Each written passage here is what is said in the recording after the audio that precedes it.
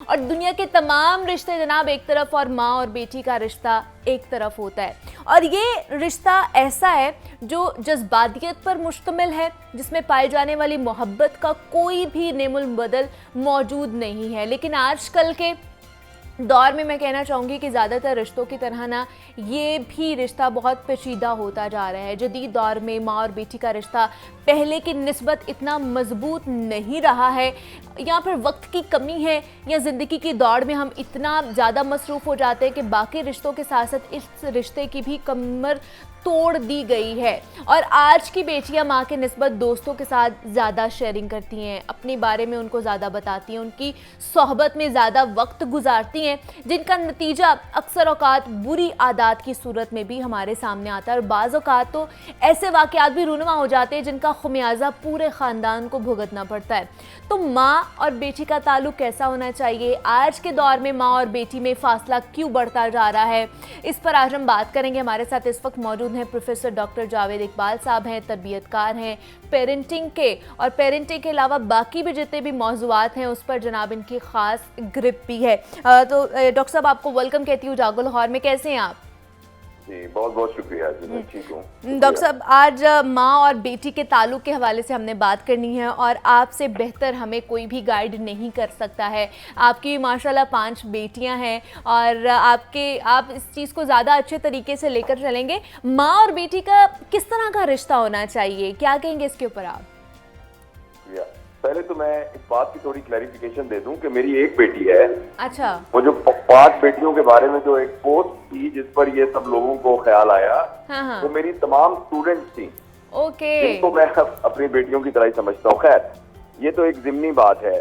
देखिए, ऐसा है कि इस दौर में जिसमें पैसे को एक बुनियादी कदर के तौर पर मुआशरे ने कबूल कर लिया है, उसमें सिर्फ माँ और बेटी का रिश्ता नहीं, सारे ही रिश्ते कमजोर हुए हैं। और वो रिश्ते इसलिए कमजोर हुए हैं कि रिश्तों को जिस तरीके से पौधों को अपनी ग्रोथ के लिए आबियारी की जरूरत है, देखभाल की जरूरत है, इसी तरीके से रिश्तों के अंदर भी इन्वेस्ट करना पड़ता है। और सबसे जो अहम चीज इन्वेस्ट करनी पड़ती है वो वक्त है, और वो एक दूसरे के साथ शेयर करना है। अब चूंकि हमने अपने पैसे को पहली कदर बना लिया है, लिहाजा हर शख्स इज्तिमाई तौर पर उसकी दौड़ के अंदर पड़ा हुआ है, जिसकी वजह से रिश्तों को टाइम देने के लिए हमारे पास वक्त नहीं बचता। इसलिए तमाम रिश्ते कमजोर हुए हैं। ये जो आपने माँ और बेटी के रिश्ते की बात की है, ये रिश्ता बुनियादी तौर पर एक मुआशरे की बका के लिए बहुत जरूरी है। क्योंकि जो बच्चियों की तरबियत है बहैसियत कौम के मेमार के, जब अल्लाह उनको औलाद देगा तो उनके जरिए से जो अगली कौम की तामीर होनी है, ये तरबियत माँ से बेहतर कोई नहीं दे सकता। और तरबियत देने के लिए जो बॉन्ड चाहिए, अगर वो बॉन्ड कमजोर हो जाएगा तो बच्ची और माँ के रिश्ते के कमजोर होने की वजह से उस वैक्यूम के अंदर कोई और आ जाएंगे। जैसे आपने इशारतन कहा कि उनकी सहेलियां साथ होंगी या और लोग होंगे, और आजकल के दौर में जो सबसे बड़ी सहेली या दोस्त है वो ये मोबाइल फोन है। और इसके जरिए से जो खास तौर पर कच्चे ज़हनों में डाटा जाता है वो बिल्कुल अनफिल्टर्ड है, अनगार्डेड है, और हमें कुछ पता नहीं कि उसके जरिए से किस किस्म की यानी ज़हन साजी हो। लेकिन डॉक्टर साहब, अगर पहले के दौर में देखा जाए तो पहले माँ बड़ी खूबसूरत सहेली भी होती थी, माँ भी होती थी, फ्रेंड के तौर पर भी अपनी बेटियों के साथ गपशप लगती थी, शेयरिंग वगैरह भी हर चीज़ होती थी। तो बेटियों के साथ एक वो बड़ा कंफर्ट जोन होता था और हर चीज़ बेटी शेयर कर देती थी अपनी माँ के साथ। लेकिन अब ये चीज़ नहीं होती है। जिस तरह मैंने पहले भी बात की और आपने भी बात की कि वो जगह अब सहेलियों ने ले ली है। बाहर हम वो रिश्ता ढूंढ रहे होते हैं, बाहर वो कंफर्ट जोन ढूंढ रहे होते हैं दूसरे लोगों में। तो ये वाला गैप किस तरह आया और किस तरह फिल किया जा सकता है इसको? जी बिल्कुल, इसका जवाब तो आपके सवाल में ही है छुपा हुआ, कि जब हम इस रिश्ते को बचाने के लिए या इसको मेंटेन करने के लिए, उसकी आबियारी के लिए वक्त नहीं निकालेंगे और एक दूसरे के साथ कम्युनिकेट नहीं करेंगे, तो वो गैप और वैक्यूम क्रिएट हो जाएगा। इसलिए ये बहुत जरूरी है। आपको मालूम है कि सर सैयद अहमद खान रहमतुल्लाह अलैह ये फरमाया करते थे कि अगर मुझे अच्छी माएँ दे दो तो मैं तुम्हें अच्छी कौम दे दूंगा। किसी भी मुआशरे के अंदर तरक्की और ग्रोथ का एक बड़ा इंडिकेटर है کہ وہاں کی خواتین کی تربیت کیسی ہوئی ہے, وہاں کی خواتین معاشرے میں کتنا اچھا کنٹریبیوٹ کر رہی ہیں. تو اس لیے بچیوں کی خاص طور پر تربیت کے لیے ماں کا ایک بنیادی رول ہے. اور یہی میں ہمیشہ عرض کرتا ہوں کہ ہمارے کیریکولم کے اندر یہ بات شامل ہونی چاہیے کہ ہم بچیوں کو جو میٹرک میں پڑھتی ہیں, جو ایف اے بی اے میں ہیں, ان کو کیسے اچھی مائیں بننا بھی سکھائیں. ان کو ڈاکٹر, انجینئر, آرٹسٹ, سائنٹسٹ کس طرح ڈاکٹر صاحب, یہ مطلب یہ عام الفاظوں میں کہا جاتا ہے کہ اچھی مائیں بننا سکھائیں یا اچھی ماں ہونا چاہیے. اچھی مائیں ساری ہوتی ہیں, لیکن کیا آپ اس کی تعریف کس طرح کریں گے, کس طرح اس کو الیبوریٹ کریں گے, اچھی ماں کس طرح بنائیں ہم بچیوں کو؟ ایک کنٹیکسچوئل ایکسپیرینشل لرننگ کے تھرو. اچھا, گھر کے اندر جس قسم کا ہم ماحول کریٹ کریں گے بچوں کی تربیت ویسی ہی ہوگی. وہ کوالٹیز جو ہم بچیوں میں اور بچوں میں پیدا کرنا چاہتے ہیں ویسا ماحول گھر کے اندر بنانا پڑے گا, اور ویسا ماحول ہمیں اپنے انسٹیٹیوشنز کے اندر بنانا پڑے گا. آبجیکٹیولی اسپیکنگ, اچھی ماں کا مطلب یہ ہے کہ جس کو یہ پتا ہو کہ میں نے اپنے بچوں کی گرومنگ کیسے کرنی ہے, کیا سائنٹیفک بیک گراؤنڈ ہے, بچے کس طریقے سے سیکھتے ہیں, بچوں کے اندر خود اعتمادی کیسے پیدا کرتے ہیں, بچوں کے اندر سچ بولنا کیسے پیدا کرتے ہیں, بچے کے اندر معاشرے میں ایک افیکٹو شہری کے طور پہ کیسے رہنا ہے. یہ تمام چیزیں ہمیں اپنی پوٹینشیل پیرنٹس کو سکھانی ہے تاکہ جو ان کی اولاد آئے اس کو وہ سیکھ سکیں, جس کی بنیاد پر وہ اچھے ماں باپ بنیں گے.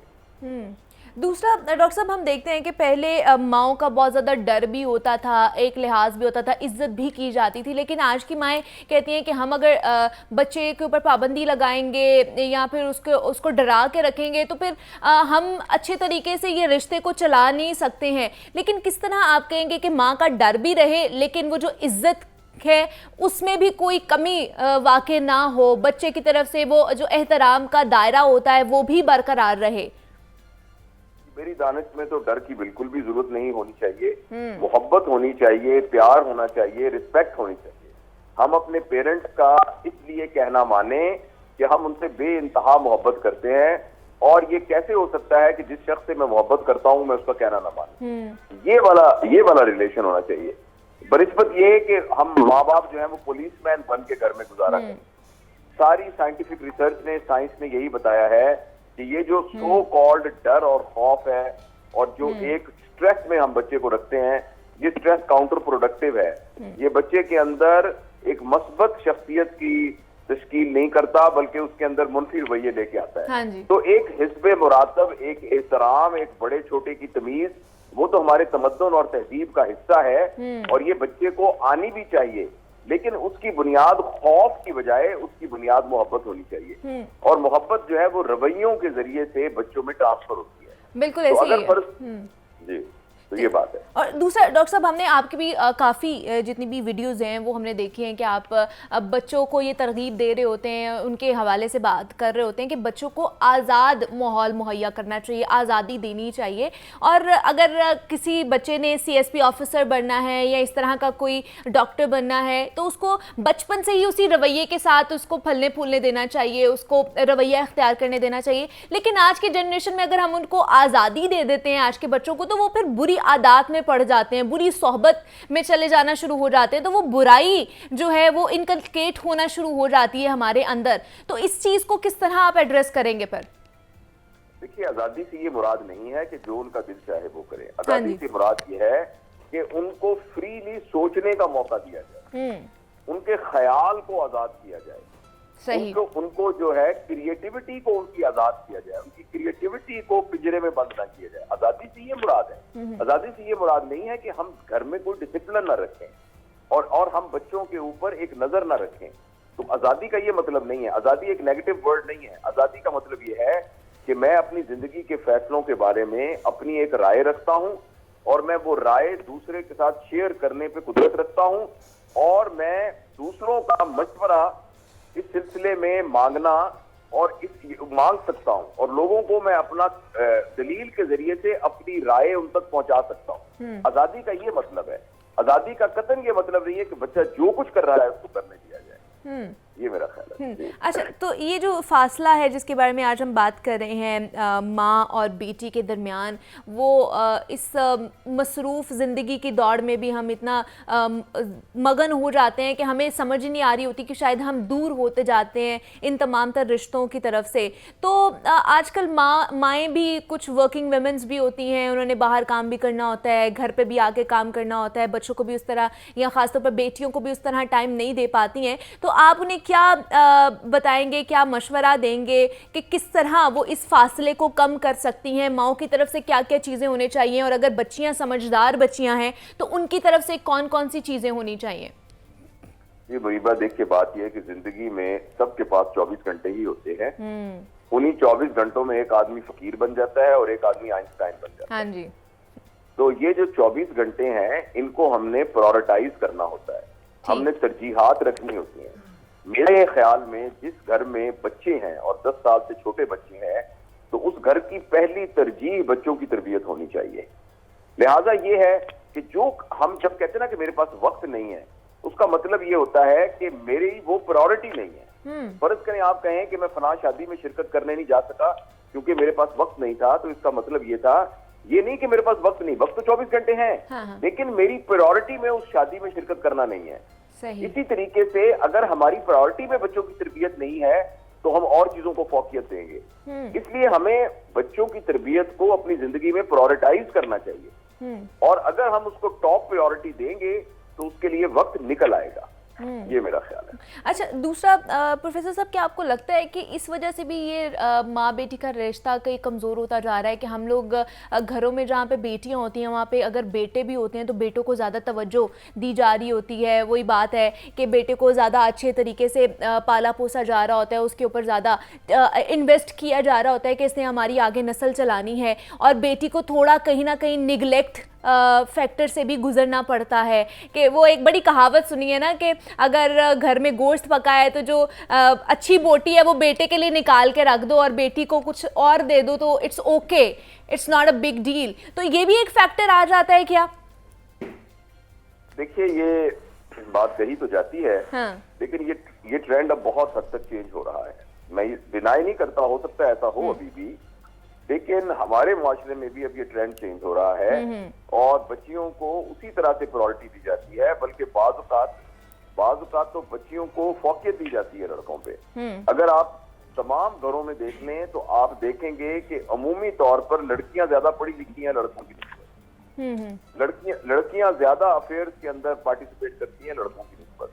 تو یہ بات صحیح ہے کہ معاشرے میں مردوں کی استحصالی رہی ہے اور عورت کا وہ استحصال کرتے رہے ہیں، لیکن آہستہ آہستہ یہ ٹرینڈ چینج ہو رہا ہے اور اب یہ میرا خیال ہے کوئی بہت بڑی وجہ نہیں ہے اس ڈفرنس کی. ہاں جی، لیکن یہ کہ بہرحال یہ ابھی بھی موجود ہے، لیکن یہ ٹرینڈ مثبت طرف جو ہے وہ جا رہا ہے. دیکھیں آپ بھی تو کسی کی بیٹی ہیں نا جو کہ آ کے انڈیپینڈنٹ یہاں کام کر رہی ہیں. ہمارے ساتھ ہاسپٹل میں کتنی بچیاں ہیں جو ڈاکٹرز ہیں، نرسز ہیں، جو سب کام کرتی ہیں. تو آہستہ آہستہ یہ ٹرینڈ چینج ہو رہا ہے اور بیٹیوں کو فوقیت مل رہی ہے یا ان کو برابری کا درجہ دیا جا رہا ہے. پروفیسر ڈاکٹر جاوید اقبال صاحب ہمارے ساتھ موجود ہے. ڈاکٹر صاحب بہت شکریہ آپ کے وقت کا کہ آپ نے اس امپورٹنٹ ٹاپک کے اوپر ہمارے ساتھ بات کی ہے اور ہماری رہنمائی فرمائی. جناب، ماں اور بیٹی کے رشتے کے حوالے سے ہم بات کر رہے تھے، یہاں پہ ایک چھوٹی سی بریک لیتے ہیں، ملتے ہیں اس بریک کے بعد.